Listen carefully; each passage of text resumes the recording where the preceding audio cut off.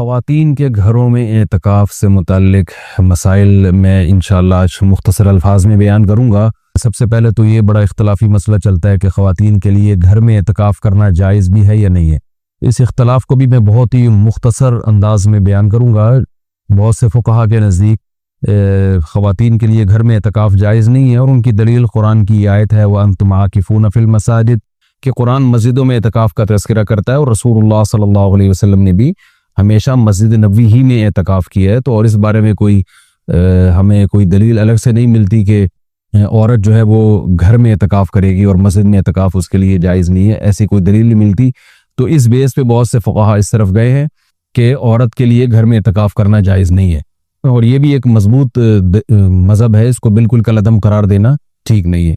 लेकिन हनफिया इस तरफ गए हैं, जो फ़ुक़हा हनफिया हैं वो इस तरफ गए हैं कि औरत के लिए मस्जिद में एतकाफ़ अगर वो करेगी हो तो जाएगा, लेकिन मकरूह है, नापसंदीदा है। और जो उलमा औरत के मस्जिद में एतकाफ़ के कायल हैं उन्होंने भी बहुत बड़ी जमात उसको नापसंदीदा बहरहाल कहती है। जैसे इमाम शाफ़ी ने मकरूह लिखा है कि औरत के लिए मस्जिद में एतकाफ़ करना मकरूह है। अरब के भी आज बहुत से उलमा इसके कायल हैं कि फितने की वजह से औरत को मस्जिद में एतकाफ़ से रोका जाएगा। लेकिन घर में एतकाफ़ जायज़ भी है या नहीं है, तो बहुत से फ़ुक़हा इस तरफ गए हैं कि औरत घर में एतकाफ़ नहीं कर सकती। लेकिन हनफिया, उलमाए हनफिया, इमाम अबू हनीफ़ा और उनके शागिर्द और आज तक फ़ुक़हा हनफिया की यही राय है कि औरत घर में एतकाफ़ कर सकती है। और इसमें इख्तलाफ फ़ुक़हा में इस वजह से हुआ कि दलाइल में इख्तलाफ है। रसूलुल्लाह सल्लल्लाहु अलैहि वसल्लम ने उम्महातुल मोमिनीन को हुक्म दिया था कि मस्जिद में जब उन्होंने नबी सल्लल्लाहु अलैहि वसल्लम के साथ एतकाफ़ के खैमे लगाए तो आपने उन खैमों को उखाड़ने का हुक्म दिया। उसके बाद हदीस में आता है कि नबी सल्लल्लाहु अलैहि वसल्लम के दुनिया से जाने के बाद उम्महातुल मोमिनीन हर साल एतकाफ़ किया करती थी। अब उसमें यह तशरीह नहीं मिलती कि मस्जिद में करती थी या घर में करती थी। तो जो हजरात कहते हैं कि मस्जिद में एतकाफ़ करेगी औरत, घर में एतकाफ़ जायज़ ही नहीं है, वो कहते हैं कि मस्जिद में करती थी और दलील वही देते हैं कि भाई एतकाफ़ का महल तो कुरान से पता चलता है मस्जिद है। और जो उलमा जैसे हनफी फ़ुक़हा वो इस तरफ गए हैं कि नहीं वो घर में करती थी। उनकी दलील ये है कि नबी सल्लल्लाहु अलैहि वसल्लम ने जब मस्जिद में उनके खैमे उखाड़ दिए तो इस बात फिर ये बईद है कि वो मस्जिद में एतकाफ़ करती हों, क्योंकि मस्जिद में बैठने को नबी ने नापसंद किया था। तो मेरा मकसद सिर्फ बताने का मकसद ये है कि क्योंकि इख्तलाफ और फ़िरक़वारियत का दौर है ना, तो कोई भी किसी दूसरे की दलील को न सुनने के लिए तैयार न मानने के लिए तैयार। तो इस बारे में दोनों तरफ मजबूत दलाइल हैं। इमाम शाफ़ी, इमाम अहमद इब्न हम्बल और इमाम मालिक इस तरफ गए हैं कि औरत के लिए घर में एतकाफ़ जायज़ नहीं है और मस्जिद में एतकाफ़ करना है या नहीं करना, तो इस पर तो सबका इत्तेफाक है कि हो जाएगा, लेकिन मकरूह है, नापसंदीदा है। ज़्यादातर उलमा की यही राय है। और घर में एतकाफ़ होगा या नहीं होगा, तो तीनों अइम्मा की राय है कि घर में एतकाफ़ औरत के लिए जायज़ नहीं है, लेकिन इमाम हनीफ़ा की राय है कि जायज़ है। तो इख्तलाफी मसला है फ़ुक़हा में, और जब मुज्तहिदीन में किसी मसले में इख्तलाफ हो जाए और नुसूस से हमें किसी एक तरफ यकीनी दलाइल मिल रहे हो, तो उसमें एतदाल का रास्ता ही इख्तियार करना चाहिए। आप किसी भी राय को फॉलो करें, मगर दूसरे को ये ना कहें कि ये कुरान और सुन्नत से बिल्कुल 100% मुतसादिम है, ये नहीं कहा जा सकता। अब्दुल्ला बिन अब्बास रज़ी अल्लाह ताला अन्हु से मरवी है कि आपने मस्जिद में एतकाफ़ को बिदअत करार दिया। तो उसमें भी जो उलमा कहते हैं कि अब्दुल्ला बिन अब्बास से मरवी है कि आपने घर में एतकाफ़ को बिदअत करार दिया है, तो उसमें भी ये वाज़ेह नहीं है कि औरत के लिए भी घर में एतकाफ़ को बिदअत करार दिए, क्योंकि वजह उसकी ये थी कि बाज़ ताबीईन औरत के लिए घर में एतकाफ़ को जायज़ समझते थे। तो ऐन मुमकिन है कि अब्दुल्ला बिन अब्बास का मकसद उन लोगों पर रद्द करना हो कि जिन लोगों ने मर्दों के लिए घर में एतकाफ़ को जायज़ कर दिया, उनके अमल को बिदअत करार दे रहे हो। बहरहाल मुख्तसर में जो खुलासा मेरी बहस का यही है कि दोनों तरफ दलाइल हैं और दोनों तरफ किसी भी राय को आप ऐसे नहीं कह सकते कि बस यही ऐन कुरान और सुन्नत है और बाकी सरासर गुमराही है। किसी भी की भी कोई राय हो, किसी की वो अपनी राय को बयान कर सकता है। तो हमारे यहाँ बर्रे सग़ीर में चूँकि फ़िक़्ह हनफ़ी को फॉलो किया जाता है, तो इसलिए ख़वातीन मस्जिदों में घर में बहुत बड़ी तादाद में एतकाफ़ करती हैं। तो इसलिए मैंने सोचा कि मैं घर में जो ख़वातीन एतकाफ़ करेंगी उनके मसाइल में बयान कर दूं, क्योंकि बहुत ज़्यादा इस बारे में सवालात पूछे जाते हैं। जो ख़वातीन घर में एतकाफ़ करेंगी वो घर में एक मखसूस कमरे को, जिसमें आम तौर पे वो नमाज़ पढ़ती हैं, वो ख़ास कर दें। क्योंकि बहुत सी ख़वातीन ये पूछती हैं कि हम पूरा घर ही अगर फ़र्ज़ कर लें एतकाफ़ में, तो मैं उनसे कहता हूँ फिर पूरा महल्ला ही फ़र्ज़ कर लें, तो इसमें क्या जा रहा है। तो ऐसा नहीं होता कि पूरा घर या पूरा महल्ला, एतकाफ़ का एक ख़ास मकसद हुआ करता है, वो मकसद पूरा घर को मुतय्यन करने से हासिल नहीं होगा। तो एक मखसूस कमरा अपने लिए मुतय्यन कर लें, और वो कमरा जिसमें आम तौर पे वो नमाज़ पढ़ती हैं। फिर एतकाफ़ के मसाइल वही हैं कि एतकाफ़ की हालत में बिला ज़रूरत शदीदा उस जगह से बाहर नहीं जा सकती। जो इंसान के ज़रूरी हाजात है उनके लिए जा सकती हैं, क़ज़ाए हाजत के लिए घर उस कमरे से बाहर निकल सकती हैं। खाना लेने के लिए, जैसे खाना पहुंचाने वाला कोई नहीं है तो खाना लेने के लिए भी जा सकती हैं। अगर खाना पकाने वाला कोई ना हो या हो मगर वो पकाने के लिए तैयार ना हो तो खाना पकाने के लिए किचन में भी जा सकती हैं, पकाएं और वापस अपने कमरे में ला के खाएं। उस कमरे में जो शादीशुदा ख़वातीन है वो शौहर भी आ सकता है उस कमरे में, लेकिन वो खुद बाहर नहीं जा सकती। लेकिन मियाँ बीवी के जो इज़्दिवाजी ताल्लुकात होते हैं वो एतकाफ़ के दौरान बिल्कुल नाजायज़ है, उनसे एतकाफ़ टूट जाएगा। तो और भी कोई महरम रिश्तेदार वो उस कमरे में उनसे आके मुलाकात कर सकते हैं, बातचीत कर सकते हैं, लेकिन वो बिला ज़रूरत शदीदा उस कमरे से बाहर नहीं जा सकती। कमरे में रहना पड़ेगा उनको और उसमें वो बातचीत भी कर सकती हैं, अपना कोई दुनिया का काम भी कर सकती हैं, कोई सिलाई कढ़ाई भी कर सकती हैं। और असल में एतकाफ़ नाम होता है अपने आप को बाउंड कर लेने का। तो अल्लाह के लिए आपने अपने आप को बाउंड कर लिया है। असल हुक्म तो यही है कि मस्जिदों में बाउंड किया जाए, लेकिन मैंने बताया कि इख्तलाफी मसला है, इसमें बाज़ फ़क़हा इसके कायल हैं कि मस्जिदों में जाना चूँकि फितने का सबब है। अब औरत को अगर एतकाफ़ की इजाज़त नहीं न दी जाए तो वो हमेशा के लिए एतकाफ़ से महरूम हो जाएगी। तो इसलिए उन्होंने ये गुंजाइश दी है कि वो घर में एतकाफ़ कर सकती है। तो अपने आप को उस जगह बाउंड करें, ज़्यादा कोशिश करें कि ज़्यादा से ज़्यादा टाइम उनका इबादत में गुजरे। तो मजबूरी के तहत घर से बाहर उस कमरे से बाहर निकला जा सकता है और उस कमरे में कोई भी जाके जो भी महरम है उनके पास बैठ सकता है, बातचीत कर सकता है। बच्चे भी आ सकते हैं वहाँ पे, उन बच्चों की कोई खिदमत करनी हो, जैसे उनको खिलाना हो, उनको पढ़ाना हो, वो उस कमरे में बैठ के ख़वातीन कर सकती हैं जो एतकाफ़ में बैठी हुई हैं। अच्छा, रोज़ा एतकाफ़ के साथ ज़रूरी है। अगर रोज़ा टूट गया तो एतकाफ़ भी टूट जाएगा। इसलिए जिन ख़वातीन को एतकाफ़ के अय्याम में मेंसेस आ जाते हैं तो उनका रोज़ा भी टूटेगा, साथ साथ एतकाफ़ भी टूट जाएगा। तो ख़वातीन जब 10 दिन का एतकाफ़ करें तो इस बात का एहतमाम करें, उनको अपनी तारीख़ें मालूम हो और उनको ये इत्मीनान हो कि इन 10 दिनों में वो पाकी के अय्याम में रहेंगी, उनको जो मेंसेस हैं वो जारी नहीं होंगे। तो इस बात का पहले एहतमाम करें। जिन ख़वातीन का ये ख्याल है कि उनको मेंसेस आ सकते हैं वो एतकाफ़ में ना बैठें या नफली एतकाफ़ कर लें। तो सुन्नत एतकाफ़ के लिए तहारत भी शर्त है, क्योंकि उसमें रोज़ा ज़रूरी है सुन्नत एतकाफ़ के लिए। और खुशबू का इस्तेमाल कर सकती हैं उस दौरान, और जो है वो किसी आलिम के बयान सुन सकती हैं, कोई दीनी क्लासेस ले सकती हैं और उसमें जो है वो फ़ोन पे बात कर सकती हैं। तो ये तमाम चीज़ें जायज़ हैं, लेकिन एतकाफ़ का पूरा मकसद जब ही हासिल होगा जब इबादत ज़्यादा से ज़्यादा की जाए। लिहाजा ख़वातीन जो भी घर में एतकाफ़ करेंगी उनको इस अपना पूरी तरतीब और शेड्यूल बनाना चाहिए। सुबह शाम की तस्बीहात, तिलावत और ज़्यादा से ज़्यादा इबादत और लैलतुल क़दर का हुसूल और गुनाहों से तौबा। रमज़ान का जो मकसद है, एतकाफ़ का जो बुनियादी मकसद है वो क्या है कि आपकी हालत चेंज हो जाए, आपको गुनाहों से तौबा की तौफीक मिल जाए। तो ये सब काम का एहतमाम करना चाहिए।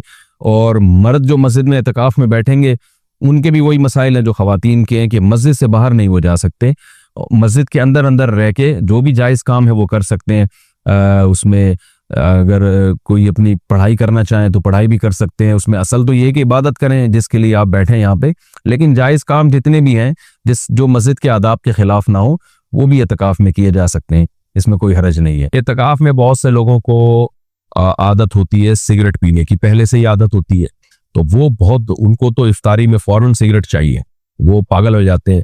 सिगरेट पीना बहुत बुरी हरकत है, इससे तौबा कर लें। बल्कि एतकाफ़ में बैठे इसी नीयत से कि आप ये 10 दिन तक सिगरेट को हाथ नहीं लगाएंगे। असल मसला तो यही है कि सिगरेट छोड़ दें आप, लेकिन अगर नहीं छूट रही आपसे तो अब एतकाफ़ ना छोड़ें आप।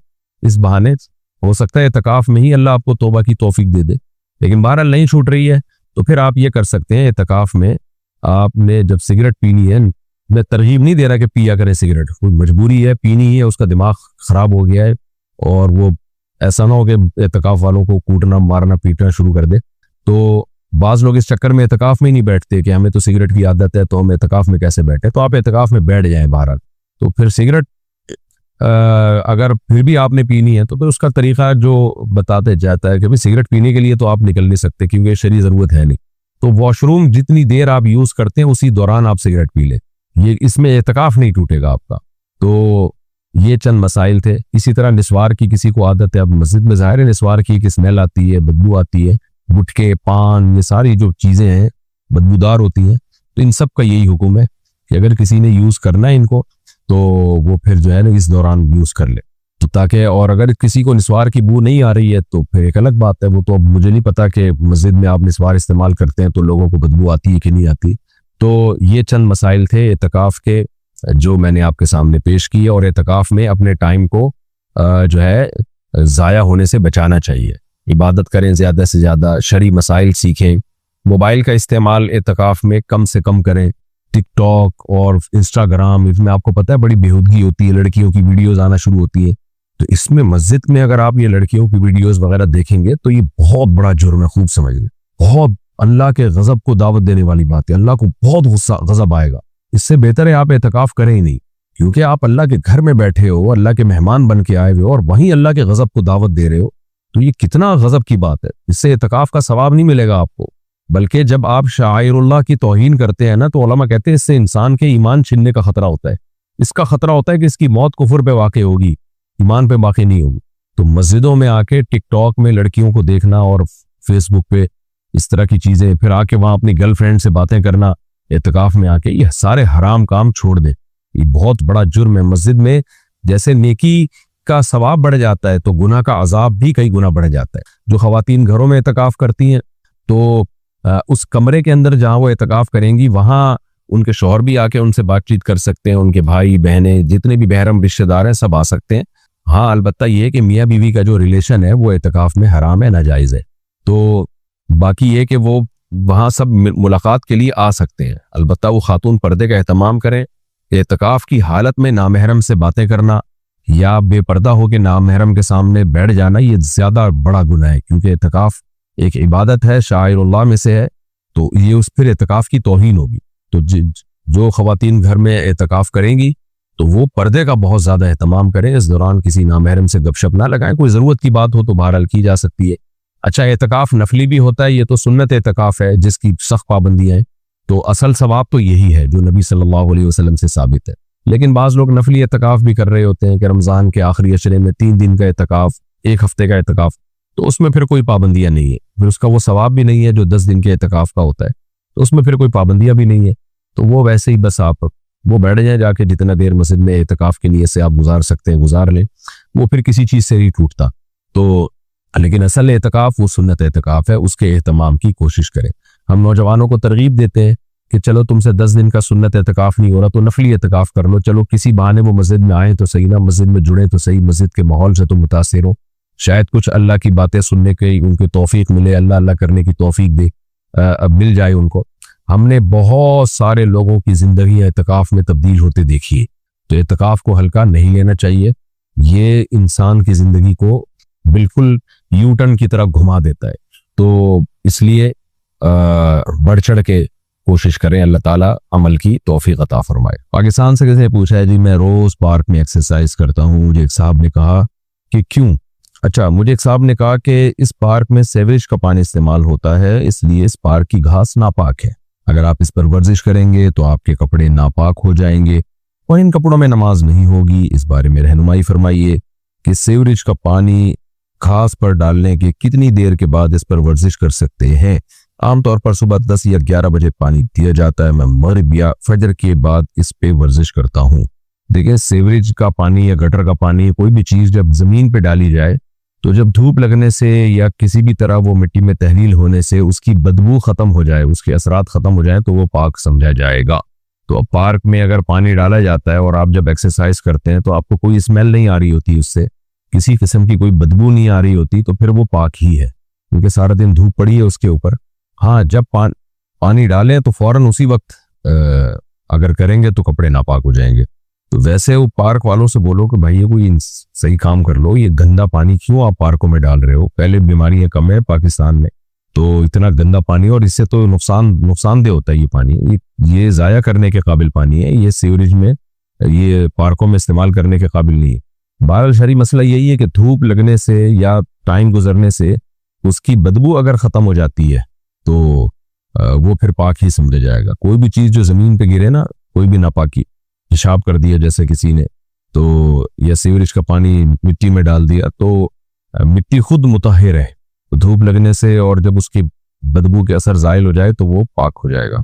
एतकाफ़ वो अमल है जो रसूलुल्लाह सल्लल्लाहु अलैहि वसल्लम ने पाबंदी से फरमाया। जब आप सल्लल्लाहु अलैहि वसल्लम का आखिरी वक्त था, उम्र का आखिरी हिस्सा था, तो उसमें आप सल्लल्लाहु अलैहि वसल्लम पाबंदी से एतकाफ़ फरमाया करते थे। दुनिया की हर कौम में एतकाफ़ की इबादत रही है, जो बुत परस्त लोग होते थे वो फनवल्लु लहा आकिफीन, कुरान कहता है कि वो भी बुतों के सामने जो है वो अदब से और उस खास किस्म की हैत बना के बैठ जाया करते थे। तो जब इस्लाम दुनिया में आया तो इस्लाम ने हमें बताया कि हमने अगर इबादत के लिए अपने आप को बाउंड करना है तो हम सिर्फ अल्लाह के लिए कर सकते हैं अपने आप को बाउंड, और वो भी मस्जिद के अंदर। तो नबी सल्लल्लाहु अलैहि वसल्लम ने मस्जिद में इत्तिकाफ फरमाया। उस वक्त से लेकर आज तक उम्मत आप सल्लल्लाहु अलैहि वसल्लम के इस अमल को फॉलो कर रही है।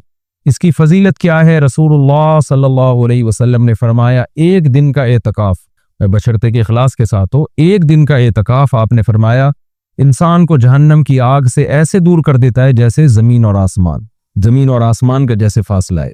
तो इस इबादत का बुनियादी मकसद ये है कि इंसान पूरे साल दुनिया के कामों में मशगूल रहता है, वो साल में कुछ दिन अल्लाह के लिए निकाले। जैसे कोई शख्स हिजरत करता है अल्लाह के लिए, अपने घर बार को छोड़ता है, तो मोतकिफ भी एक नौइयत की हिजरत करता है। वो अपने बीवी बच्चों को, अपने अहल वयाल को, अपने रिश्तेदारों को छोड़ छाड़ के अल्लाह की घर में और मस्जिद में आके वो पड़ जाता है। तो अल्लाह को ये अमल बहुत महबूब लगता है कि इतनी मसरूफियतों में जब लोग दुनिया की गहमा गहमियों में मुब्तला हैं, कोई शख्स मेरी खातिर सब कुछ छोड़ छाड़ के मेरे घर में आके पड़ जाता है कि अल्लाह जब तक तू मुझे माफ़ नहीं करेगा, जब तक तू मुझे सीधे रास्ते पे चलने की तौफीक नहीं अता फरमाएगा, गोया मैं तेरा दर छोड़ूंगा नहीं। तो अल्लाह को ये अमल बहुत महबूब है, और पिछली उम्मतों में भी किसी न किसी दर्जे में ये अमल मुख्तलिफ शक्लों में मशरूर रहा है। आप सल्लल्लाहु अलैहि वसल्लम ने इसकी फजीलत भी बयान की, और फुक़हाए कराम ने कुरान और सुन्नत ही से एतकाफ के मसाइल भी निकाले। तो एतकाफ की सबसे बड़ी फजीलत क्या है? एक तो वो फजीलत के जो हदीस में बयान की कि मशरिक और मगरिब में जो फासला और आसमान और ज़मीन में जो फासला है, इतना अल्लाह ताला जहन्नम की आग से इंसान को दूर कर देते हैं।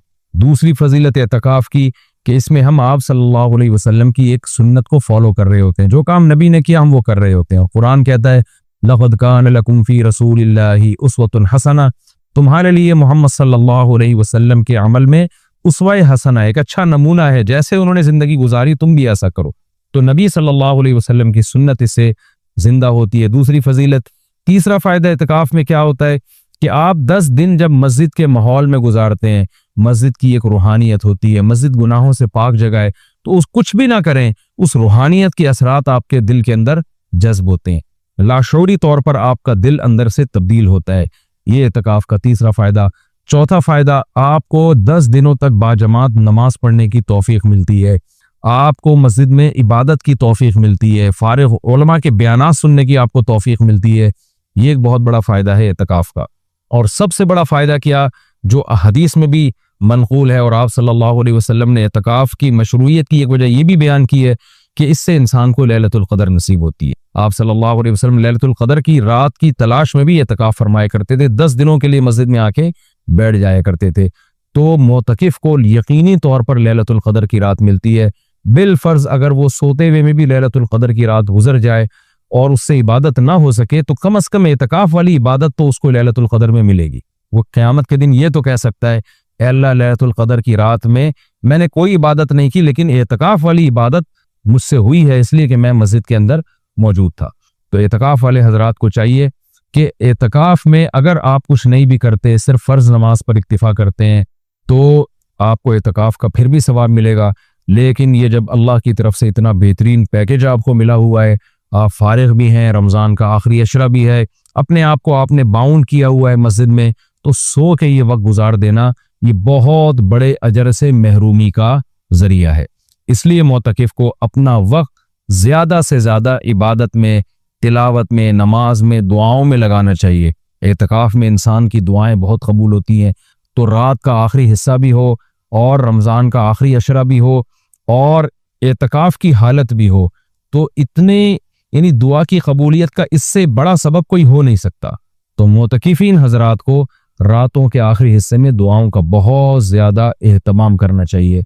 और मोतकिफ को चाहिए कि रमज़ान का ये जो आखिरी अशरा आपने इत्तिकाफ के लिए सेलेक्ट किया है, तो इसमें सिर्फ इत्तिकाफ बराए इत्तिकाफ ना हो, बल्कि एक वर्कशॉप होनी चाहिए जिसमें आप ये नियत करें कि मैं जब मस्जिद से निकलूंगा तो मैं मुकम्मल चेंज हो चुका हूँगा।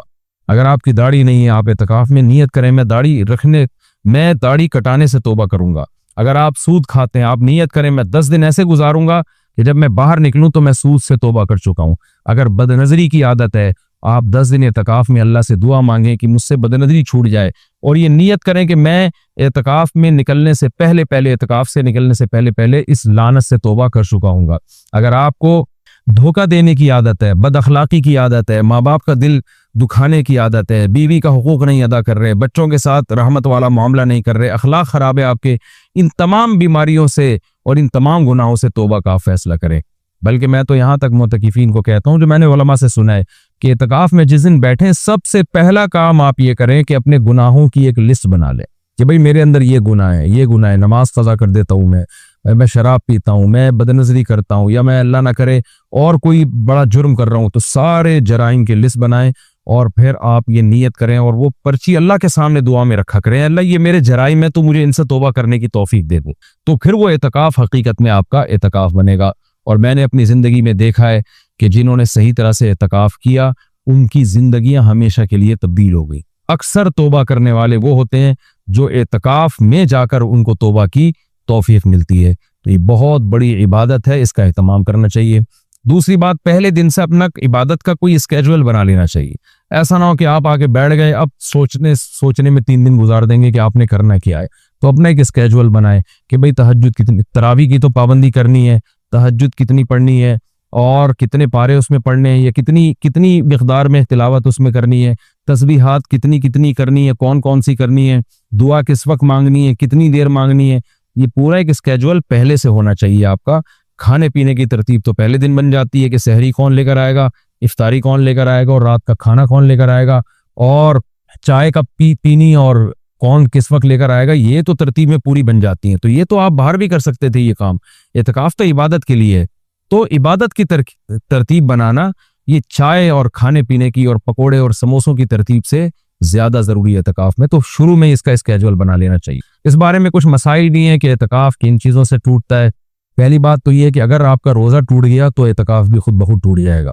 एतकाफ जब भी टूटेगा तो कज़ा एक दिन की होती है उसकी। जैसे किसी का एतकाफ टूट गया तो वो अगले ही दिन मगरिब से पहले कज़ा की नीयत कर ले और ये नियत करे कि मैं जो आज एतकाफ टूटा है उसकी मैं कज़ा कर रहा हूँ, क्योंकि वो सुन्नत एतकाफ तो अब उसका ख़त्म हो जाएगा। वो एक कज़ा एतकाफ करे और फिर आगे नफली एतकाफ की नीयत से मजीद दिन अगर बाकी हैं तो मस्जिद में बैठ जाए। तो वो 24 घंटे रोजे के साथ कज़ा एतकाफ की नियत कर लेगा, यानी 24 घंटे एतकाफ होगा और रोजे के साथ, रोजा जो सुबह सादिक से गुरूब आफ्ताब तक होता है। किन चीज़ों से एतकाफ टूटता है मैं इस पे तस्करा कर रहा था। एक, रोजा अगर टूट गया तो एतकाफ भी टूट जाएगा। दूसरा, बिला शरई उज़र अगर आप मस्जिद से बाहर निकल गए तो आपका एतकाफ टूट जाएगा। शरई उज़र क्या है? शरई उज़र है सबसे पहले क़ज़ाए हाजत है। क़ज़ाए हाजत के लिए आप जा सकते हैं और इस दौरान चलते चलते बातें भी कर सकते हैं, रुक के आप बातें नहीं कर सकते। आप वॉशरूम तक पहुंचे, पता चला जी वॉशरूम का दरवाज़ा बंद है, कोई पहले से वहां मौजूद है, तो आप उसके इंतज़ार में वहीं खड़े रह सकते हैं। इससे एतकाफ नहीं टूटता। वहां खड़े खड़े आप किसी से मोबाइल पे भी बात कर सकते हैं, आपस में भी बात कर सकते हैं। हाँ, बंदा बाहर निकल आया और फिर भी आप मोबाइल पे लगे हुए हैं तो आपका एतकाफ टूट जाएगा, क्योंकि अब ये आपका खड़ा होना ये शरई उज़र के बगैर है। वुजू के लिए आप जा सकते हैं। जब आप वुजू के लिए गए तो नलका खोला आपने, वुजू के दौरान आप बातचीत कर रहे हैं, इससे एतकाफ नहीं टूटेगा। वो अलग बात है वुजू के दौरान बातचीत नहीं करनी चाहिए, लेकिन इससे एतकाफ नहीं टूटेगा क्योंकि आपने उस बातचीत में अलग से टाइम नहीं लगाया। वुजू के दौरान ही आपने बातचीत की है, वुजू आपने प्रॉपर तरीके से किया और अब आप वहां बैठे बैठे वुजू की दुआ पढ़ रहे हैं या कुछ और पढ़ रहे हैं, तो इससे भी एतकाफ टूट जाएगा, क्योंकि प्रॉपर वुजू करने के बाद आप पर लाजिम था कि आप उठ के मस्जिद में आए। हाँ, जल्दी वुजू करना जरूरी नहीं है। बाज लोग वहमी होते हैं, वो समझते हैं मैं एतकाफ से मस्जिद से बाहर निकल के वुजू करूं तो बहुत स्पीड में करें, ऐसा कुछ भी नहीं है। तमीज से, आराम से, शराफत से, इतदाल से आप वुजू करें, जो प्रॉपर तरीका है वुजू करने का। जब आप वुजू में कुल्ली कर रहे हैं तो इस दौरान आप टूथपेस्ट या ब्रश भी कर सकते हैं मिसवाक की नीयत से। हाँ, वुजू करने के बाद अलग से फिर या अलग से टूथपेस्ट या मिसवाक करने के लिए मस्जिद से बाहर जाना, इससे एतकाफ टूट जाएगा। वुजू के दौरान वुजू ही की नीयत से ये काम किया जा सकता है, तो इससे एतकाफ नहीं टूटेगा। इसी तरह अगर किसी के लिए घर से खाने पीने का इंतजाम नहीं हो रहा, कोई ला के देने वाला नहीं है, तो वो मजबूरन खाना खाने के लिए भी बाहर जा सकता है, क्योंकि ये खाना भी इंसान की बुनियादी ज़रूरतों में से। आप होटल से खाना खरीदने के लिए मजबूरी में जा सकते हैं और ला सकते हैं। गुस्ल के लिए, फ़र्ज गुस्ल के लिए तो एतकाफ से बाहर निकलना बिल्कुल जायज़ है। सुन्नत गुस्ल के लिए जो राजे कौल है, जो दलील के लिहाज से कवी है, उसके मुताबिक सुन्नत गुस्ल के लिए आप एतकाफ के लिए घर मस्जिद से बाहर नहीं जा सकते, चाहे वो जुम्मे का दिन हो या कोई भी दिन हो। राजे कौल बहरहाल जुमहूर का कौल यही है, अगरचे कुछ उलमा दूसरे कौल के भी कायल हैं, लेकिन जो राजे कौल है, जो जुमहूर का कौल है, जिस पे फतवा अब तक दिया जाता रहा है, वो यही है कि आप गुस्ल नहीं कर सकते। हाँ, ये ज़रूर है कि अगर आप वॉशरूम में गए और वहाँ कोई गुस्ल का भी इंतज़ाम है, जैसे अटैच बाथरूम होते हैं, तो जितनी देर में वुजू करने में टाइम लगता है, इतनी देर में आप अगर गुस्ल कर लेते हैं तो आपका एतकाफ नहीं टूटेगा। और जाहिर है ये जब ही होगा जब बगैर साबुन के आप गुस्ल करें। अब जल्दी जल्दी कपड़े उतार के बस पानी बहाएं, जितनी देर में वुजू करते हैं उतनी देर में, तो वुजू ही की नीयत से आप गुस्ल भी कर लें तो फिर एतकाफ नहीं टूटेगा। लेकिन अगर आपने टाइम लगा लिया तो टूट जाएगा। गर्मियों में बहुत बड़ी प्रॉब्लम हो जाती है, पसीने की बदबू लोगों में आ रही होती है, तो ऐसे मौके पर अगर कोई मस्जिद में ऐसा इंतजाम कर लिया जाए कि मस्जिद ही में कोई ऐसा टब हो जहां बैठ के कोई नहा ले और मस्जिद गंदी ना हो, तो इसकी भी गुंजाइश है। या सिर्फ सर धो ले, और सर तो धोया जा सकता है, आप मस्जिद से सर थोड़ा सा बाहर करें और फिर कोई शख्स पानी डाल के या खुद ही आप पानी डाल के अपने सर को धो लें साबुन से, तो ये भी जायज़ है। पाँव आपके मस्जिद के अंदर रहने चाहिए। पाँव अगर मस्जिद से बाहर निकल गए तो एतकाफ टूटेगा, पाँव अगर मस्जिद के अंदर हैं तो एतकाफ नहीं टूटता। ये भी एतकाफ के कुछ बेसिक मसाइल थे। एतकाफ के दौरान आप किसी के जनाजे में जाने के लिए मस्जिद से बाहर जाएंगे, एतकाफ टूट जाएगा। किसी की आयादत के लिए मस्जिद से बाहर निकलेंगे, एतकाफ टूट जाएगा। लोग कर रहे होते हैं ये काम, जी वो अल्लाह माफ़ फरमाए नानी का इंतकाल हो गया, चाचा का इंतकाल हो गया, तो हम जा रहे हैं, तो भाई नहीं जा सकते आप। जिसका भी इंतकाल हो गया उसके लिए यहीं बैठ के आप दुआए मग़फ़िरत करें, और उनका जनाजा अगर वहीं आ जाता है तो मस्जिद के अंदर बाज़ जगहों पे सफ़े बनती हैं, जनाजा बाहर रखा जाता है तो ठीक है, मस्जिद से बाहर आप नहीं जा सकते। इसी तरह एक और भी गुंजाइश है कि अगर किसी को एतकाफ के दौरान पहले से पता है कि मुझे किसी ज़रूरी काम से जाना पड़ेगा, तो वो मुस्तस्ना भी कर सकता है। यानी एतकाफ में बैठने से पहले वो ये नीयत कर ले कि फ़लाँ दिन इतने टाइम तक का जो वक्त है मैं एतकाफ से खारिज कर रहा हूँ, तो वो फ़लाँ दिन जब आएगा तो वो मखसूस टाइम उसका एतकाफ में दाखिल ही नहीं होगा, तो इस दौरान वो मस्जिद से बाहर जा सकेगा, उसका एतकाफ नहीं टूटेगा। या वो ये कह ले कि जैसे किसी ने पेपर देना है, तो ये नीयत करे कि भाई मैं एतकाफ में तो बैठ रहा हूँ, लेकिन मेरा एमए इस्लामियात का या मेरा इकोनॉमिक्स का पेपर है, तो मैं जब पेपर का टाइम होगा तो मैं जाऊंगा पेपर देने के लिए और पेपर दे के फौरन वापस आ जाऊंगा। तो पहले से जो नीयत कर लेगा तो उसमें वो टाइम एतकाफ में दाखिल ही नहीं होगा और उस अमल की वजह से उसका एतकाफ टूटेगा नहीं। अलबत्ता सुन्नत बहरहाल यही है कि प्रॉपर 10 दिन तक मुसलसल एतकाफ किया जाए। तो ये कुछ मोटे मोटे मसाइल थे एतकाफ के। और रमज़ान में रोज़े की हालत में सुरमा लगाने से, कान में आँख में दवा डालने से रोज़ा भी नहीं टूटता, एतकाफ भी नहीं टूटता। खुशबू लगाने से ना रोज़ा टूटता है ना एतकाफ टूटता है। बातें करने से भी ना रोज़ा टूटता है ना एतकाफ टूटता है। लेकिन एतकाफ में ज़्यादा बातें नहीं करनी चाहिए, अमल को ज़्यादा फोकस करना चाहिए। और अगर कोई गपशप लगाता भी एतकाफ में तो इससे कुछ नहीं होता, लेकिन एतदाल से, मस्जिद के आदाब का ख्याल करते हुए। तो एतदाल से अगर कोई मस्जिद में रहे और मस्जिद के आदाब का ख्याल करके बातचीत भी एतकाफ के दौरान करता है तो ये नाजायज़ अमल नहीं है। एक बात, जो आखिरी बात, एतकाफ में मोबाइल का इस्तेमाल कम करें और उसको मुस्बत एक्टिविटीज़ के लिए महदूद कर दें। फ़ोन पे बातें करते रहना, वीडियोस देखते रहना फेसबुक की, ये तो सारा टाइम आपका फेसबुक बर्बाद कर देगा। कोई काम की इल्मी बहस देखनी हो तो एक अलग बात है, लेकिन वीडियो गेम और इन चीज़ों में एतकाफ को बर्बाद करना ये बहुत बड़ी महरूमी की बात है। अल्लाह ताला से दुआ है कि इस रमज़ान के इस अशरे को अल्लाह हम सब के लिए रहमत बनाए।